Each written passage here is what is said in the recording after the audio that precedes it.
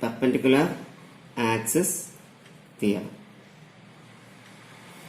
Perpendicular axis theorem. So here also you consider an arbitrary area A and you are considering two reference axes. This is x1 horizontal reference axis and this is vertical reference axis y1. Okay. Suppose you are having a small area dA. This small area dA is at a distance y from the reference axis x1. And also this small area at a distance x from the reference axis y1. Okay.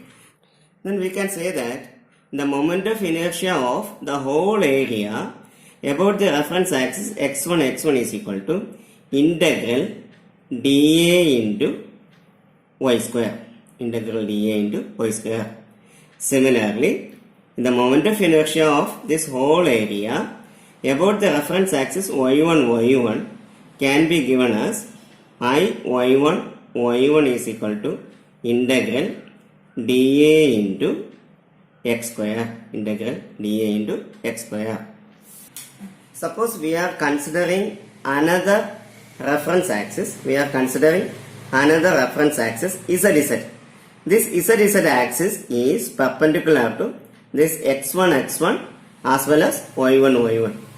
On moving from the top, we can see that this Z1 axis is here. Okay. So it is somewhat like this manner. Okay.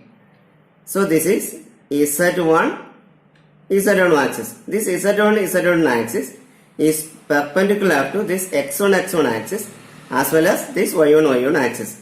In a sense, this x1 is perpendicular to y1. It is also perpendicular to this Z1. And also this y1 axis is perpendicular to x1 and also it is perpendicular to Z1. So this Z1 axis is perpendicular to both x1 as well as y1. That is, there is three mutually perpendicular axes. Okay.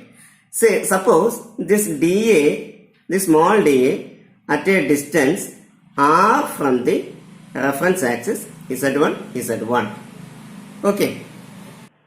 So from this figure we can say that this r square is equal to this distance is y and this distance is x. Therefore r square is equal to x square plus y square. R square is equal to x square plus y square. And we can say that therefore I Z1 is equal to, that is moment of inertia of this whole area about the perpendicular axis. This Z1 is equal to integral dA into r square.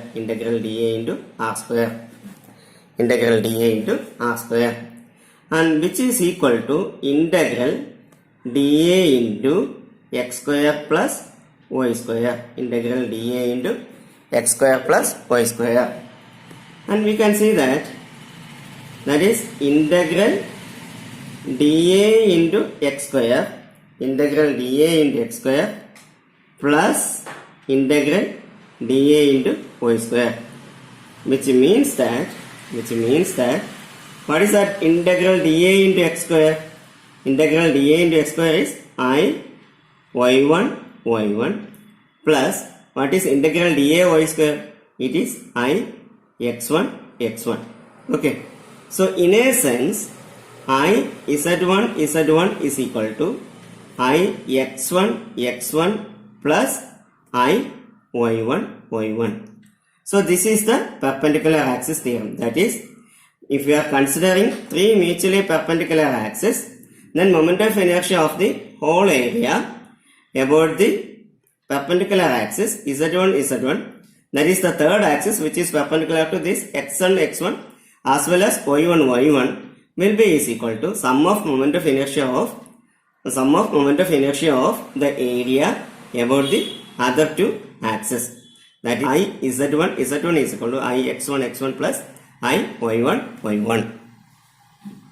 To study parallel axis theorem. Suppose we are having an area A. Okay, its centroid is at C. Okay, centroid is at C, and we are considering a small area dA. And this small area is at a distance y from this centroidal axis. Also, this centroidal axis is at a distance h from another reference axis AB.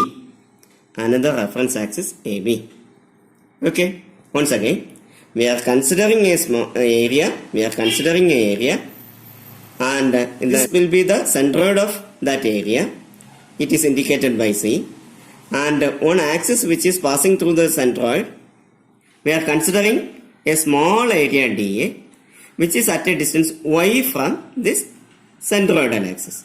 Okay, y from centroidal axis. Also, we are considering another reference axis AB, and this AB at a distance h from this centroidal axis. Okay. Then, as we studied, moment of inertia of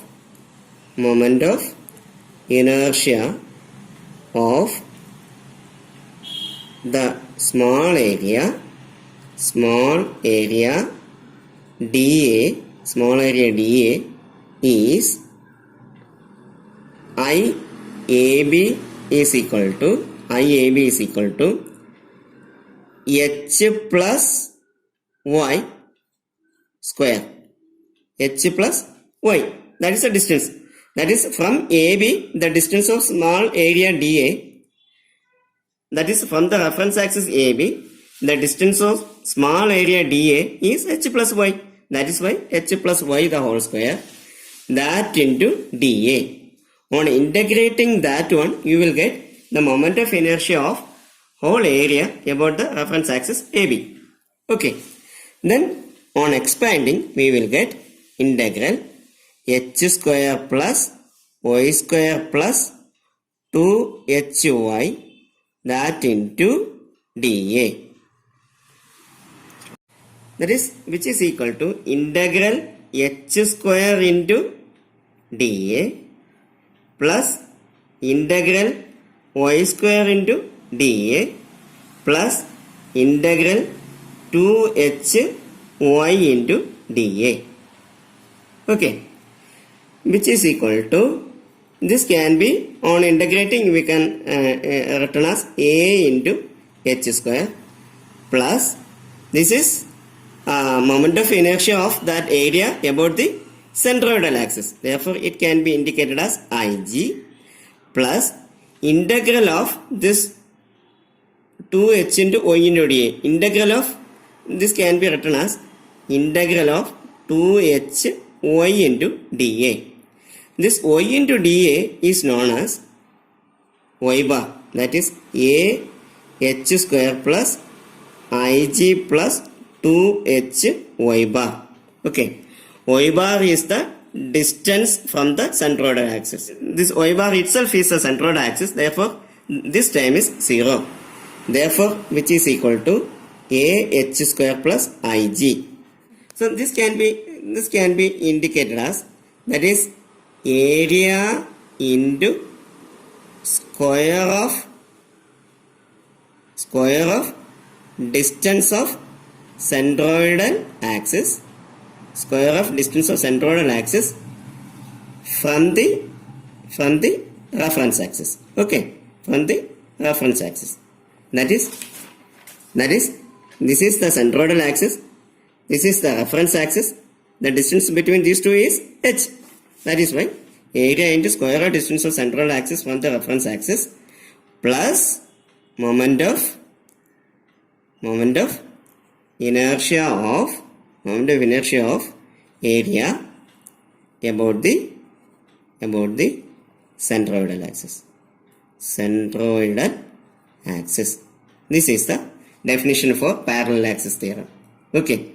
Once more, the moment of inertia of a body, otherwise moment of inertia of an area about a reference axis is equal to moment of inertia of that area about its centroidal axis plus the area plus the product of area into square of distance of the centroidal axis from the reference axis.